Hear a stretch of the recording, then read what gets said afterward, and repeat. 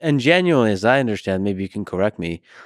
Of course, there's the practical aspect of those policies, but he himself was just curious about the different religions as well, as I understand. So he never chose any religion except the No, one from which he no.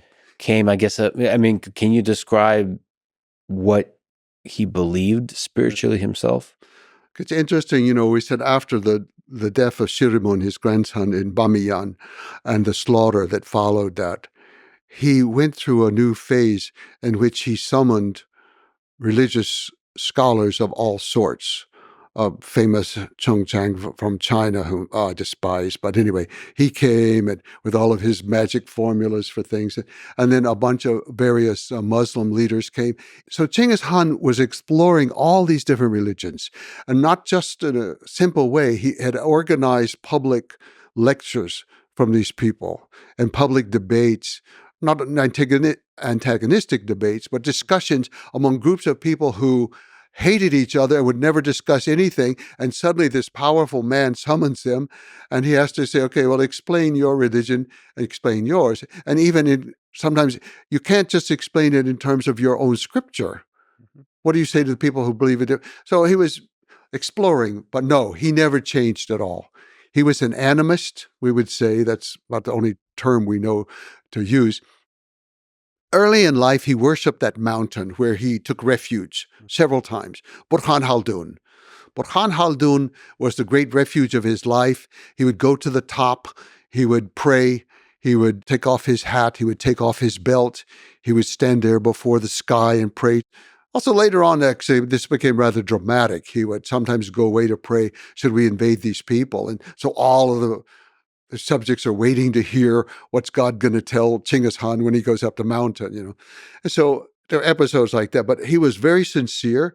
But I think what happened, the Mongols have so many spirits in the water, the mountains, everything around them, and you have to know them personally and pray to them and know what they like and don't like. And should you sing to them or should you offer some milk products or what do? You have to know them. Well, you get away from Mongolia, and this was a problem in China. They didn't know the spirits. This caused great consternation for the Mongols. You've got a land here and the spirits don't like us. They're hostile lands. We don't even know who they are.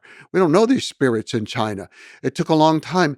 And so gradually Genghis Khan, he's kind of moved from just the spirit of the mountain that he worshipped, which remained his main focus of worship his whole life. He removed that to the sky. That was the one universal spirit. It was everywhere in the world. The sky was the same for every people. And so for the Mongolians in their language, the word for sky and the word for heaven and the word for God and the word for weather are all the same. Tengir, Tengir.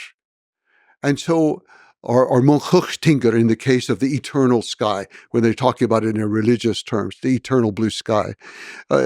So he became more universalistic in this animist vision of the world.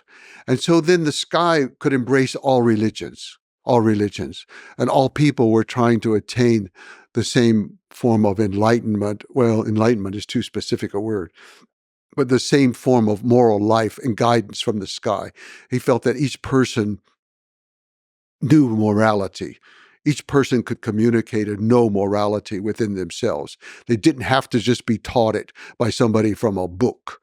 And in fact, as one of his grandson, Monghan, said, you people talking to all the others, to the Christians, the Jews, the Muslims, the Taoists, said, you people have your scriptures and you don't live by them.